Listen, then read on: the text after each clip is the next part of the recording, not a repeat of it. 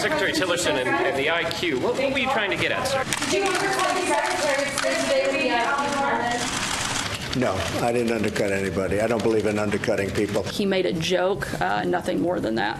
He has full confidence in the Secretary of State. He made a joke. Maybe you guys should get a sense of humor and try it sometime. When you think the president is wrong, you have a duty to try to present to him the best facts and the best thinking to help him see it in a different light. And maybe you can, but if he doesn't, and he says, no, I want to do it my way, then your job is to move out and execute.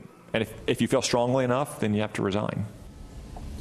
A lot of questions about a certain quote in Forbes magazine, President Trump talking about Secretary of State and what was alleged to have reported that he said about President Trump. Anyway, the president said to Forbes, I think it's fake news, but if he did that, I guess we'll have to compare IQ tests, and I can tell you who's going to win. And then asked about Secretary Tillerson reopening dialogue with North Korea, the president said, quote, he was wasting his time. I'm not undermining. I think I'm actually strengthening authority. Here's a former Secretary of State with Dana Perino today. It's really important for the President and the Secretary of State to be on the same page and to have a good relationship.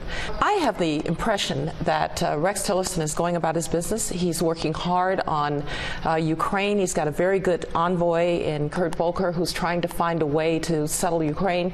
He's working very hard on the North Korea issue, starting to get some results as countries are saying they're going to isolate North Korea. Countries are pulling back their ambassadors.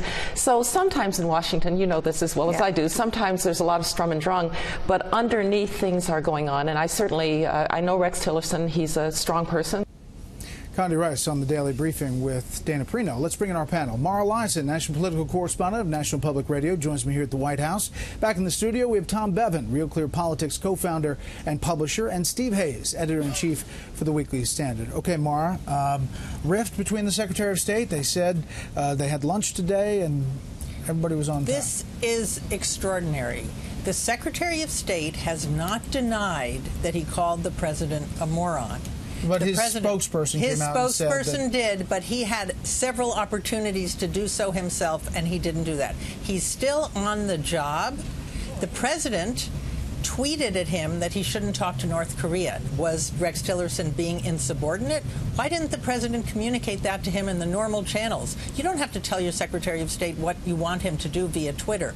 This is really extraordinary. Why is this guy still on the job if he, as the president says, he might have done that, called him a moron? The IQ thing was supposed to be a joke. I think the underlying questions are pretty amazing. But, Tom, you know, they say it's a joke.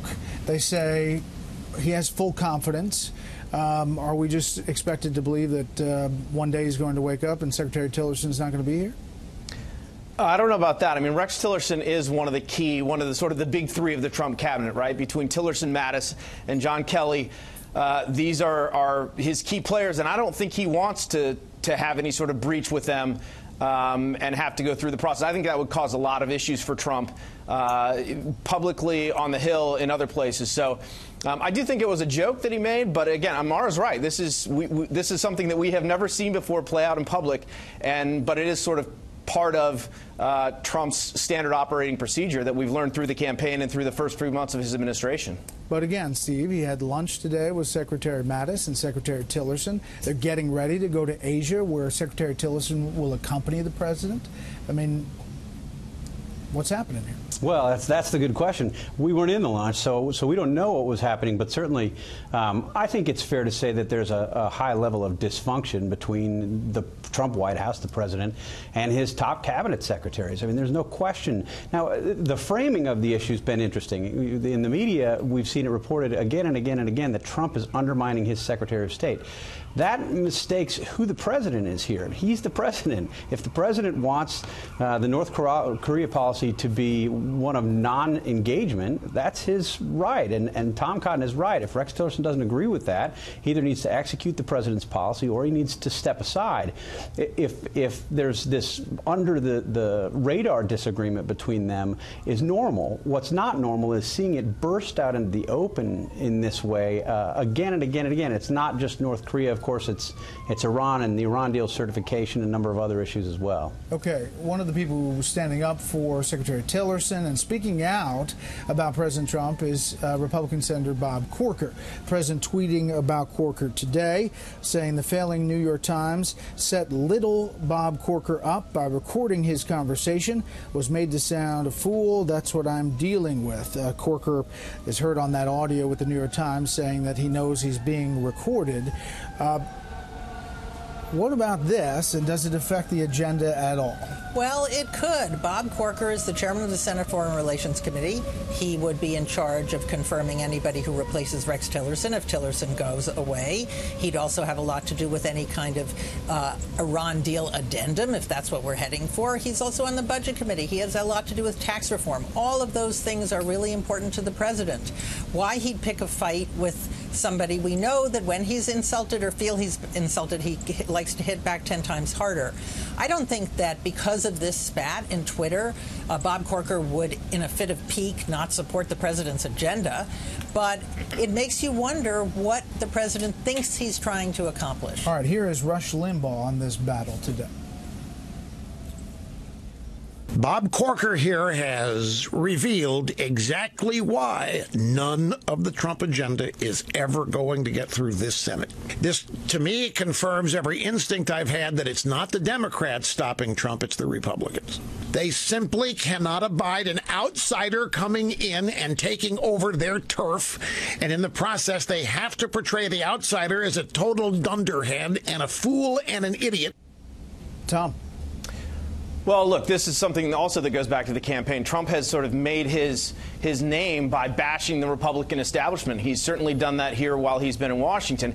And the split within the party is growing wider and wider. We have this news that Steve Bannon is going to, fund primary challenges against all these incumbent Republicans for 2018. So this is a split that's been brewing within the party. It seems to be widening. Trump has no compunction about attacking establishment Republicans like Mitch McConnell or Bob Corker on Twitter, in public. And so I think this is only going to grow wider as we head toward the 2018 elections, and I think it could cause Republicans some problems. I don't think it's going to damage Trump's agenda in the short term. I don't think Corker's going to shoot down tax reform over this, but it is a problem, growing problem within the Republican Party that there is no easy resolution to this moving forward. All right, here's Sarah Sanders today on this issue.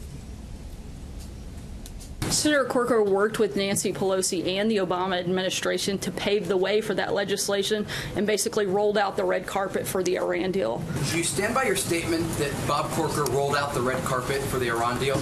I do. I just made it about 10 minutes ago. Bob Corker originally opposed the Iran deal. He may have voted against the deal ultimately, but he not only allowed the deal to happen, he gave it credibility.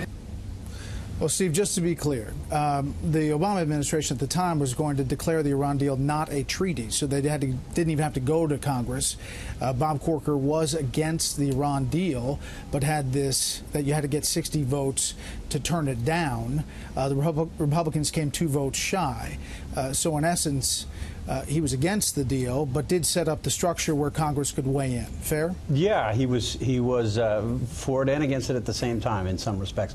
Look, I mean, Bob Corker was one of the early normalizers of Donald Trump. He supported him early. He said good things about him when other people were concerned about it. And just a few weeks ago, he was saying that there was no daylight between he and Trump. Take what he's saying now with a grain of salt.